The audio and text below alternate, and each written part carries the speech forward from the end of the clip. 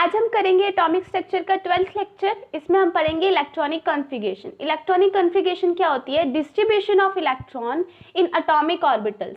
Atomic orbitals में हमारे electron की डिस्ट्रीब्यूशन को हम इलेक्ट्रॉनिक कॉन्फ़िगरेशन बोलते हैं। इलेक्ट्रॉनिक कॉन्फ़िगरेशन हमारी 3 प्रिंसिपल्स को फॉलो करती है। फर्स्ट है हमारा Aufbau principal. Aufbau principal, Aufbau principal कोई साइंटिस्ट के नेम पे नहीं पढ़ा है।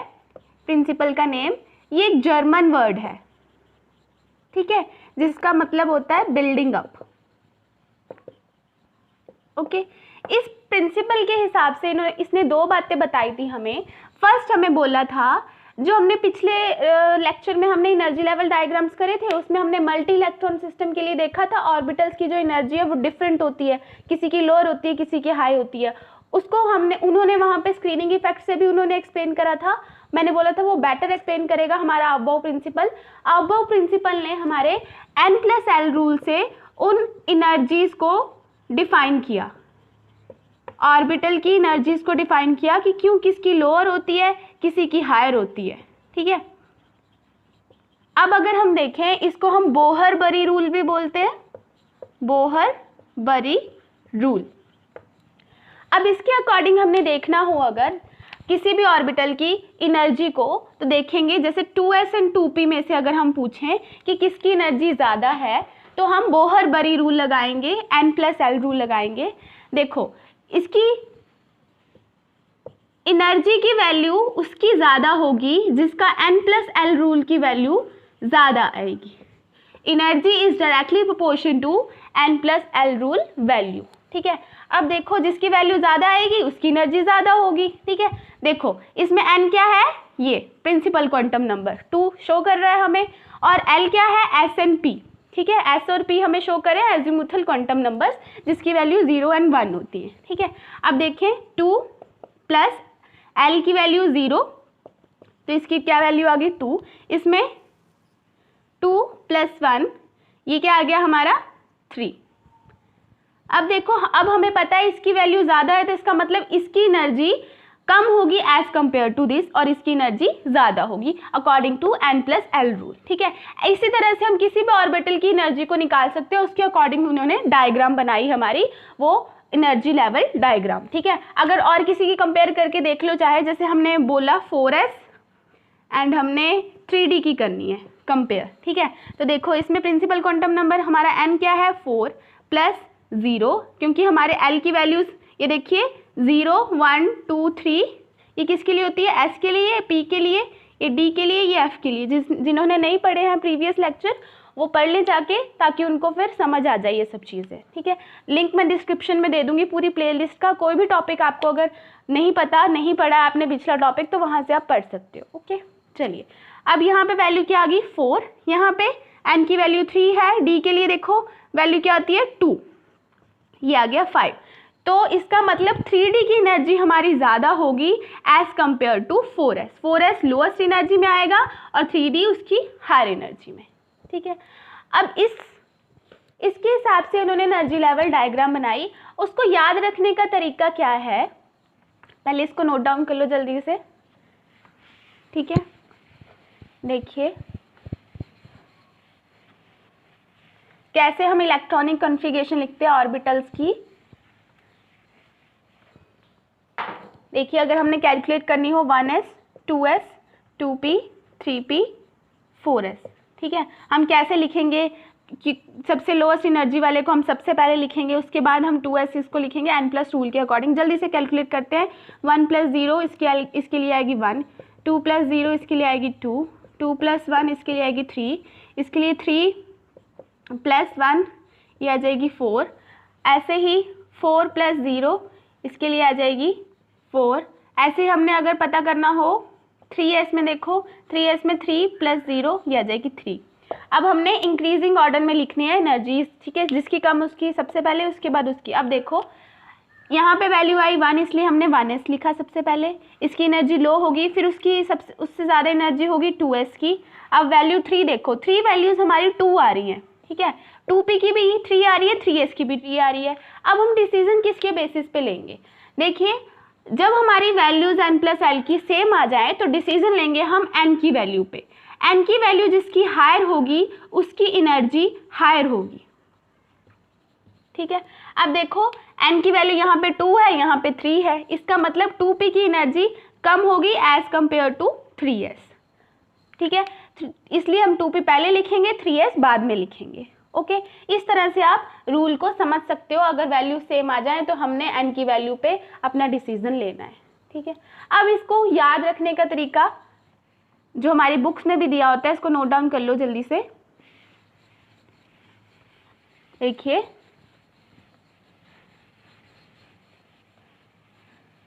ऑर्बिटल्स की एनर्जीज को याद रखने का तरीका है, मैंने आपको पहले बताया था, number of shells equal to number of sub shell. ये क्वांटम नंबर में मैंने जब क्वेश्चंस करवाए थे उसमें फॉर्मूला लिखवाया था। उसके अकॉर्डिंग देखो, अगर हमारी शेल होगी 1, मतलब n की वैल्यू होगी 1, तो हमारे पास एक ही सब शेल आएगी 1s। अगर इसकी वैल्यू हमारे पास 2 होगी शेल की, तो हमारे पास 2 सब शेल्स आएंगी 2s एंड 2p। इसी तरह 3s, 3p एंड 3d, क्योंकि हमारी शेल नंबर 3 है तो इसका मतलब हमारी सब शेल्स भी 3 आएंगी। इसी तरह 4s, 4p, 4d and 4f, ठीक है।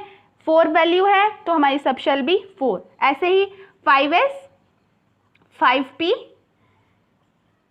5d, 5f एंड 5g, ठीक है, अप टू सो ऑन। अब इसको हम कैसे लिखेंगे इलेक्ट्रॉनिक कॉन्फ़िगरेशन के लिए, ये हमारा इजी तरीका है। देखो सबसे पहले हम लिखेंगे 1s, ठीक है, उसके बाद 2s, उसके बाद हम फिल करेंगे 2s को, उसके बाद 2p and 3s, 2p, 3s, उसके बाद 3p and 4s, 3p, 4s, फिर 3d, 4p and 5s, 3d, 4p and 5s, फिर आ जाएगा हमारा 4d, 5p and 6s, 4d, 5p and 6s। इस तरह से आप लिख के भी देख सकते हो। अगर आपको ये थोड़ा सा भूल जाए, वैसे तो ये लर्न रखना पड़ेगा आपको, धीरे धीरे करके लर्न होगा ये आपको, ठीक है। क्योंकि हमें इलेक्ट्रॉनिक कॉन्फ़िगरेशन जब लिखनी होगी तो ये हमें बार बार हम ये बना के नहीं ना देखेंगे। हाँ, अगर थोड़ा सा भूल जाओ तो हम बना के देख सकते हैं कि हमने ठीक लिखा है ये, ओके। सेकेंड बात उसने क्या बोली थी, इलेक्ट्रॉन्स हम उस ऑर्बिटल में सबसे पहले भरेंगे जिसकी एनर्जी लोएस्ट होगी, ठीक है। जिसकी एनर्जी लोएस्ट होगी उसमें हम इलेक्ट्रॉन सबसे पहले भरेंगे, उसके बाद उससे हायर वाली में, उसके बाद उससे हायर वाली में, उसके बाद उससे हायर वाली में। इसको हमने पहले कंप्लीटली फिल करना है, उसके बाद ही हमने इसमें जाना है, ठीक है। इसमें देखो एस ऑर्बिटल में हमारे 2 इलेक्ट्रॉन्स आ सकते हैं मैक्सिमम, ठीक है। तो 2 भर के हमने फिर ही आगे जाना है। ये नहीं है कि यहाँ पे अगर किसी का हमारा एटॉमिक नंबर 3 है तो हम ऐसे लिख दे 1s1 2s2, ठीक है। इस तरह से नहीं लिख सकते, हमें लिखना पड़ेगा 1s2 2s1, ठीक है। पहले इसको कंप्लीटली फिल करना, उसके बाद ही हमने इस पे जाना है, ओके। सेकंड बात इसने ये बोली थी। अब इसको जल्दी से नोट डाउन कर लो। एक और बात लिख लेना इसमें, जो हमारे हाइड्रोजन एटम्स होते हैं या हाइड्रोजन लाइक एटम्स होते हैं उनमें n+l रूल नहीं चलता। उनकी एनर्जी ऑर्बिटल्स को लिखने के लिए n+l रूल नहीं चलता, क्योंकि कल हमने एनर्जी लेवल डायग्राम्स बनाई थी, उसमें हमने, जिन्होंने कल लेक्चर लगाया उनको पता होगा कि हमारे जो H एटम और हमारे H लाइक एटम्स होते हैं जिनमें हमारे एक ही इलेक्ट्रॉन होता है, उसकी वैल्यू सिर्फ और सिर्फ n के ऊपर डिपेंड करती है। मतलब इसके ऑर्बिटल्स की एनर्जी की वैल्यू डायरेक्टली प्रोपोर्शन होगी सिर्फ n के, और बाकी मल्टी इलेक्ट्रॉन्स के लिए n+l रूल पे, ठीक है। n+l दोनों पे डिपेंड करेगी, ओके। ये नोट डाउन कर लो। नेक्स्ट है हमारा poly exclusion principle. Poly exclusion principle से उन्होंने क्या बात ली, ये हम पहले भी पढ़ चुके हैं, ठीक है। पॉली एक्सक्लूजन प्रिंसिपल, उससे उन्होंने ये बात ली, इससे हमें ये पता चला था ना कि हमारा जो ऑर्बिटल है उसमें मैक्सिमम 2 ही इलेक्ट्रॉन आ सकते हैं और उसकी स्पिन ऑपोजिट होगी, ठीक है। एक की +½ तो दूसरे की -½ स्पिन क्या होती है, स्पिन क्वांटम नंबर पढ़ा था ना हमने, इलेक्ट्रॉन का अपनी एक्सिस में घूमना, ठीक है, स्पिन करना, उसको बोलते हैं हम स्पिन क्वांटम नंबर। और उससे हमें पता चला था कि जो हमारे इलेक्ट्रॉन होंगे एक ऑर्बिटल में वो 2 ही हो सकते हैं मैक्सिमम, और उनकी स्पिन ऑपोजिट होगी। कैसे? हमने उस प्रिंसिपल में पढ़ा था, no 2 electron in an atom can have 4 quantum number same. लेकिन अगर सेम हो भी जाए, एन एम एल की वैल्यू सेम हो भी जाए, तो एस की वैल्यू हमारी डिफरेंट ही आ रही थी। वो क्यों डिफरेंट आ रही थी? वो इसीलिए आ रही थी क्योंकि 2 इलेक्ट्रॉन होते हैं और उसकी ऑपोजिट स्पिन होती है। ये हम पहले पढ़ चुके हैं, ठीक है। वो बात उन्होंने पॉली एक्सक्लूजन से ये बात उठाई। सेकेंड बार कि ये याद रखो, फर्स्ट बात ये याद रखनी है कि हमने सबसे पहले लोअर एनर्जी वाले ऑर्बिटल्स को कंप्लीटली फिल करना है, फिर उसके बाद दूसरों को फिल करना है। और लोएस्ट एनर्जी किसकी होगी, उससे हायर एनर्जी किसकी होगी, वो हमने n+l रूल से पढ़ लिया। तीसरी बात हमने ये याद रखनी है कि एक ऑर्बिटल में 2 ही इलेक्ट्रॉन्स हो सकते हैं और उसकी ऑपोजिट स्पिन होती है। थर्ड हमारा प्रिंसिपल है, या हम रूल बोल सकते हैं उसको, हुन्स रूल।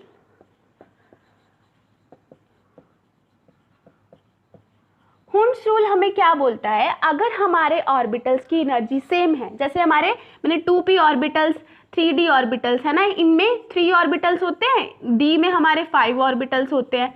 इनकी मैंने बोला था ये डीजनरेट ऑर्बिटल्स है, जब हमने शेप्स ऑफ ऑर्बिटल पढ़ा था, है ना, तब मैंने आपको ये चीज़ बताई थी। अब देखो उसने बोला अगर ऑर्बिटल्स की एनर्जी सेम है तो उसकी पेयरिंग हम पहले से नहीं कर देंगे। मान लो ये 2p4 है ना, किसी की इलेक्ट्रॉनिक कन्फिगरेशन है 2p4 एंड में, आउटर इलेक्ट्रॉनिक कन्फिगरेशन। अब हमने इलेक्ट्रॉन्स भरने हैं तो हम इस टाइप से नहीं भरेंगे 1 2 3 4, पहले पेयरिंग नहीं कर देंगे। हम क्या करेंगे, सबसे पहले सिंगली फिल्ड करेंगे सभी ऑर्बिटल्स में, फिर उसके बाद हम पेयरिंग करेंगे। ओके, तो हमारी इलेक्ट्रॉनिक कन्फिगरेशन कौन सी सही है? ये वाली। हमें इस टाइप से बिल्कुल नहीं भरनी। उन्होंने बोला जिन ऑर्बिटल्स की एनर्जी सेम होगी उनको सबसे पहले हमने सिंगली फिल्ड करना है, उसके बाद हमने पेयरिंग स्टार्ट करनी है। सबसे पहले से ही पेयरिंग स्टार्ट नहीं कर देनी है हमने। ओके, ये हमारे हुन्स रूल ने बोला था। ये तीनों हमारे रूल्स, हमारे प्रिंसिपल एप्लीकेबल होते हैं हमारे इलेक्ट्रॉनिक कन्फिगरेशन से। अब हम इलेक्ट्रॉनिक कन्फिगरेशन देखते हैं वन बाय वन। चलिए, hydrogen, helium, lithium, beryllium, boron, carbon, nitrogen, oxygen, fluorine, neon. ठीक है, इसकी कैसे लिखेंगे हम? ये इसका एटॉमिक नंबर 1 2 3 4 5 6 7 8 9 एंड 10। देखो इसमें 1 इलेक्ट्रॉन है तो सबसे लोएस्ट हमारा 1s था, इसलिए 1s1। नेक्स्ट 1s2, क्योंकि 2 एटॉमिक नंबर है हमारा, तो लोएस्ट वाले में पहले 2 इलेक्ट्रॉन्स आते थे, हम 2 भरेंगे। फिर 1s2, 1s के बाद क्या आता था हमारा 2s, तो तीसरा इलेक्ट्रॉन हमारा चले जाएगा 2p के पास, सॉरी 2s के पास। ठीक है, नेक्स्ट 1s2 2s2। ठीक है, 4 हमारा एटॉमिक नंबर 4 है ना, तो हम अब 2 यहाँ पे भरेंगे और नेक्स्ट हमारे इलेक्ट्रॉन्स 2s में चले जाएंगे। उसके बाद 1s2 अब 5 है। ठीक है, 2s2, अब देखो 4 इलेक्ट्रॉन, अब हमें नेक्स्ट वाला ऑर्बिटल लेने पड़ेगा 2p, इसमें 1।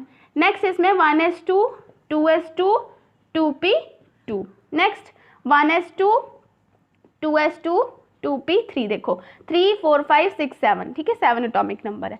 ऐसे ही 1s2 2s2 2p4 4 5 6 7 8। ठीक है, नेक्स्ट 1s2 2s2 2p5। ठीक है, अब लास्ट है हमारी नियोन 1s2 2s2 2p6। ये हमारी stable noble gas configuration.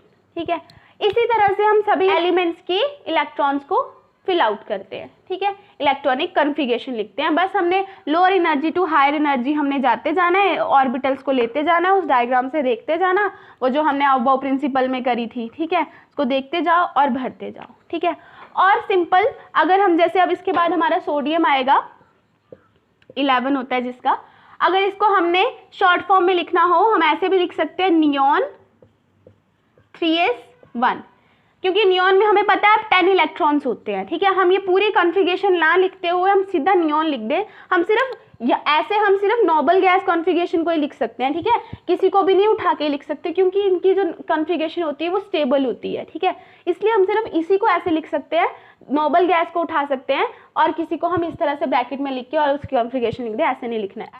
Next है अबव प्रिंसिपल की लिमिटेशंस।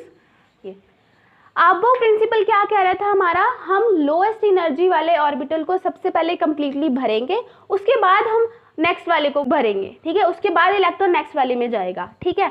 लेकिन हमारे कुछ एक्सेप्शंस आए, एक्सपेरिमेंटली देखे एक्सेप्शंस, जैसे देखो chromium, copper, molybdenum, silver, gadolinium and gold, ठीक है, ये सारे हमारे एक्सेप्शंस थे।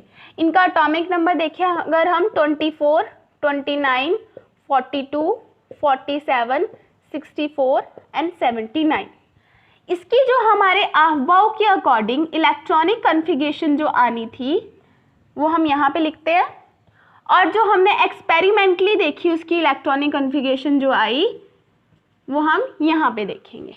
ओके, जैसे देखिए क्रोमियम के लिए हमारे अफबाव के अकॉर्डिंग इलेक्ट्रॉनिक कन्फिगरेशन होनी चाहिए 4s2 3d4, ऐसे ही 4s2 3d9 होनी चाहिए हमारे कॉपर के लिए, ऐसे ही 5s2 4d4 होनी चाहिए, 5s2 4d9 होनी चाहिए, ऐसे ही 4f8 5d0 एंड 6s2 होनी चाहिए, ऐसे ही 5d9 एंड 6s2 होनी चाहिए। ये हमारे अफबाव के अकॉर्डिंग इलेक्ट्रॉनिक कन्फिगरेशन होनी चाहिए। लेकिन हमने क्या देखा एक्सपेरिमेंटली, इनकी इलेक्ट्रॉनिक कन्फिगरेशन कैसी होती है, देखिए यहाँ पे 4s1 3d5 हो जाती है, यहाँ पे 4s1 3d10 हो जाती है, यहाँ पे 5s1 4d5 हो जाती है, यहाँ पे 1 4d10 हो जाती है, यहाँ पे 4f7 5d1 एंड 6s2 हो जाती है, यहाँ पे 5d10 एंड 4s1 हो जाती है, ठीक है। इस टाइप से इलेक्ट्रॉनिक कन्फिगरेशन हो जाती है।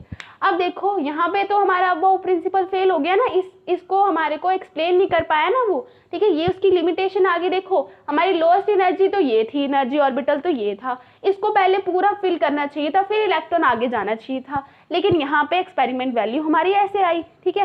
ये किसकी वजह से आई, ये हमारे एक्सप्लेन करेंगे इस टॉपिक को भी। हमारे जो अब अभी ये याद रखो, जो हमारे हाफ फिल्ड और जो फुली फिल्ड ऑर्बिटल्स होते हैं, फुली फिल्ड ऑर्बिटल्स वो ज़्यादा स्टेबल होते हैं, उनकी स्टेबिलिटी ज़्यादा होती है। स्टेबिलिटी की वजह से, स्टेबिलिटी पाने के लिए इन एलिमेंट्स की जो एक्सपेरिमेंटल वैल्यू इस टाइप से आई, उन्होंने चेंज कर लिया, अपने इलेक्ट्रॉन को जंप करा दिया, ठीक है। वो क्यों करवाया, क्यों होते हैं हमारे half filled and fully filled stable, हम नेक्स्ट टॉपिक यही है हमारा, half filled and fully filled जो हमारे ऑर्बिटल्स होते हैं वो स्टेबल क्यों होते हैं। उससे पहले सेकंड लिमिटेशंस देख लो, इससे पहले इसको नोट डाउन कर लो।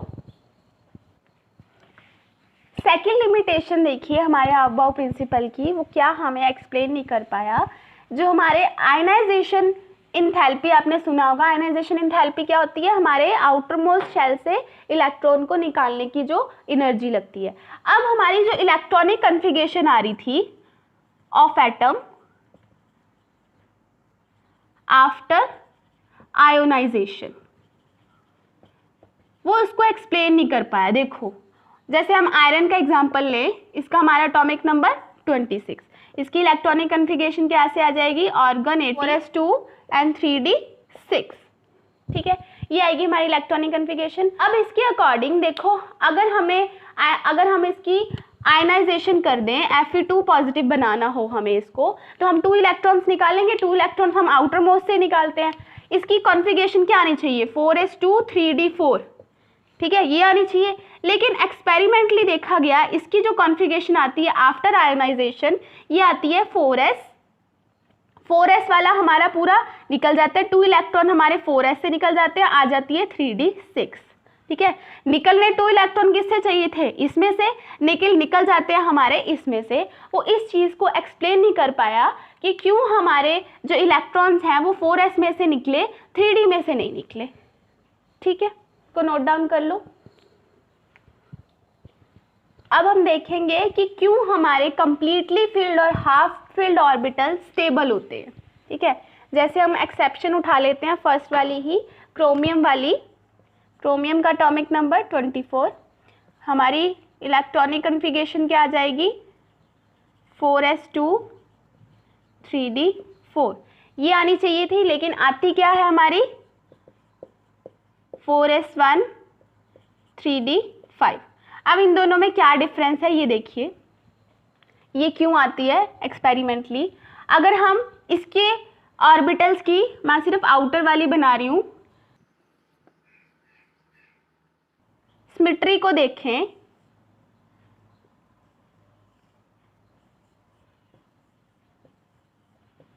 One two three four five, देखो 4s2 और 3d4, ठीक है। अगर हम इसकी देखें तो ये आ जाएगी हमारी 4s2, ये आएगा 2 3 4 5। अब देखो ये वाली हमारी स्टेबल कॉन्फ़िगरेशन है, ये वाली स्टेबल है। क्यों स्टेबल है? इसमें आपको सिमेट्री दिखाई दे रही है, ठीक है। इसमें देखो, इसमें कोई सिमेट्री नहीं है, इसमें सिमेट्री नहीं है ना, यहाँ पे डबली फील्ड है, यहाँ पे सिंगल है और यहाँ पे है ही नहीं है। यहाँ पे बिल्कुल सारे सिंगली फील्ड है और वो स्टेबल है। स्टेबिलिटी किसकी वजह से आई? सिमेट्री की वजह से यहाँ पे स्टेबिलिटी अचीव होती है, इसलिए उसकी कॉन्फ़िगरेशन एक्सपेरिमेंटली जब देखी गई तो ये आई थी। वो क्या करता है, 4s में से एक इलेक्ट्रॉन जंप करा के, क्योंकि इनकी एनर्जीज ऑलमोस्ट सेम होती है ना, 4s के बाद हमारा 3d ही आता है ना, एनर्जीज ऑलमोस्ट थोड़े से फर्क है, ऑलमोस्ट सेम होती हैं, ठीक है। सेम नहीं होती, लेकिन इनकी एनर्जी में थोड़ा ही डिफरेंस होता है, ये हमने कल पढ़ा था, ठीक है। एनर्जी लेवल डायग्राम में आप देख भी सकते हो इसको, ठीक है। तो उसकी वजह से इलेक्ट्रॉन यहाँ से जंप कराते हैं वो 3d में, और यहाँ पे सिमेट्री अचीव हो जाती है, जिसकी वजह से उसकी स्टेबिलिटी इंक्रीज हो जाए। सेकंड रीजन क्या है, इतना नोट डाउन कर लो। ये सेकंड है एनर्जी एक्सचेंज। एनर्जी एक्सचेंज,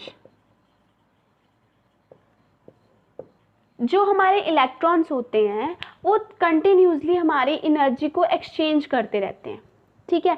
अगर हम बात करें 3d4 में और 3d5 में, हम अगर कंपेयर करें, 3d4 मैं इधर बना रही हूँ, 3d4 और 3d5 के लिए इधर,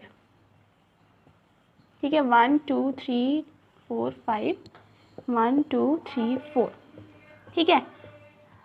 जितना ज़्यादा हमारा एनर्जी एक्सचेंज होगा, उतना ज़्यादा हमारे एटम की एनर्जी कम होगी, उतनी ज़्यादा स्टेबिलिटी इंक्रीज होगी। ये बात हमेशा याद रखना, जिस भी एटम की या कोई सिस्टम हो या कोई कंपाउंड हो, जिसकी एनर्जी कम होती है उसकी स्टेबिलिटी ज़्यादा होती है, ठीक है। अब यहाँ पे जब भी वो हमारे इलेक्ट्रॉन एनर्जी एक्सचेंज करते हैं हमारे साथ वाले इलेक्ट्रॉन के, जैसे हम इसकी बात करें, यहाँ पे ये इसके साथ भी अपनी एनर्जी एक्सचेंज कर सकता है, इसके साथ भी, इसके साथ भी, और इसमें तो हमारे पास नहीं है। यहाँ पे कितनी बार उसने एनर्जी एक्सचेंज कर सकता है? 1 2 3, ठीक है। यहाँ पे 3 वेज से वो एनर्जी एक्सचेंज कर सकता है फर्स्ट वाला इलेक्ट्रॉन। सेकंड वाला इलेक्ट्रॉन देखो 1 2, ठीक है। यहाँ पे 2 वेज से एनर्जी एक्सचेंज कर सकता है, 2 इलेक्ट्रॉन्स के साथ एनर्जी एक्सचेंज कर सकता है। थर्ड वाला इलेक्ट्रॉन देखो, इसके साथ एनर्जी एक्सचेंज कर सकता है, ठीक है। तो यहाँ पे 1 वे लिख सकते हैं, ठीक है, एनर्जी एक्सचेंज का 1 वे, ठीक है। अब देखो इस साइड देखो, एनर्जी एक्सचेंज फर्स्ट वाला इलेक्ट्रॉन इसके साथ भी कर सकता है, इसके साथ भी, इसके साथ भी और इसके साथ भी, ठीक है। तो यहाँ पे कितने आ गए? 1 2 3 4 वेज आ गए। ऐसे ही सेकंड इलेक्ट्रॉन हमारा इसके साथ कर सकता है, इसके साथ और इसके साथ, 3 वेज आ गए। ऐसे थर्ड वाला इलेक्ट्रॉन हमारा इसके साथ भी कर सकता है और इसके साथ भी कर सकता है, और हमारा फोर्थ वाला इलेक्ट्रॉन इसके साथ एनर्जी एक्सचेंज कर सकता है। तो टोटल करके देखो एनर्जी एक्सचेंज किसमें ज़्यादा आ रहा है? 3 4 5 6, और इसमें 4 5 6 7 8 9 और 10, ठीक है। यहाँ पे एनर्जी एक्सचेंज कम हुआ है, यहाँ पे एनर्जी एक्सचेंज ज़्यादा हुआ है। जितना ज़्यादा एनर्जी का एक्सचेंज होगा उस एटम की एनर्जी उतनी ज़्यादा कम होगी और स्टेबिलिटी उतनी ज़्यादा इंक्रीज होगी। बस ये बात आप हमेशा के लिए याद रखो। किसी भी आगे भी हम पढ़ेंगे कोई भी कंपाउंड के लिए जिसकी एनर्जी कम होती है, जो एनर्जी एक्सचेंज ज़्यादा करता है उसकी एनर्जी कम हो जाती है और उसकी स्टेबिलिटी इंक्रीज हो जाती है, ठीक है। ये हमारे रीजंस हैं स्टेबल कॉन्फ़िगरेशन के, कि हमारे हाफ फील्ड और फुली फील्ड क्यों स्टेबल होते हैं। एक तो एनर्जी एक्सचेंज की वजह से और सिमेट्री की वजह से, ठीक है। सिमेट्री डबल फील्ड वाले का देखो, अगर किसी की हमारे अगर हम बोले 3D10 की बात करें, इसमें भी सिमेट्री होती है। देखो 1 2 3, अगर हम इलेक्ट्रॉन्स भरेंगे, पहले सिंगली फिल करेंगे, फिर उसके बाद डबली, पूरे फिल हो गए, ठीक है। यहाँ पे भी सिमेट्री आ गई, यहाँ पे पूरे में 2 2 इलेक्ट्रॉन्स भरे हुए हैं। इसका मतलब हमारे 3D10 एंड 3D5 जो हमारी इलेक्ट्रॉनिक कन्फिगरेशन होती है वो स्टेबल इलेक्ट्रॉनिक कन्फिगरेशन होती है, उसमें स्टेबिलिटी होती है due to symmetry and energy exchange की वजह से भी। ओके, क्योंकि वहाँ पे इलेक्ट्रॉन्स ज़्यादा होते हैं एनर्जी एक्सचेंज करने के लिए, ज़्यादा होने की वजह से फिर एनर्जी हमारे एटम की लो हो जाती है और स्टेबिलिटी इंक्रीज हो जाती है। बस इतनी सी बात आपने याद रखनी है। ये हमारा आज टॉपिक खत्म हो गया, इलेक्ट्रॉनिक कन्फिगरेशन। कल हम करेंगे इफेक्टिव न्यूक्लियर चार्ज, उसमें हम स्क्रीनिंग फैक्टर जो मैंने कल बताया था, सिग्मा कांस्टेंट भी कैलकुलेट करेंगे और स्लेटर्स रूल। बस ये 2 चीज़ें बची हैं, बाकी हमारा चैप्टर फिनिश। फिर हम ऑर्गेनिक स्टार्ट कर देंगे। अब सभी का फर्स्ट चैप्टर करेंगे। इनऑर्गेनिक का फर्स्ट चैप्टर करा है, फिर ऑर्गेनिक का करेंगे और फिर फिजिकल का। ओके, अगर आपको इस पूरे लेक्चर में कोई भी डाउट हो तो आप कमेंट सेक्शन में ज़रूर लिखना, और अगर आपको अच्छे से समझ आया हो तो प्लीज़ वीडियो को लाइक करना और चैनल को सब्सक्राइब कर देना।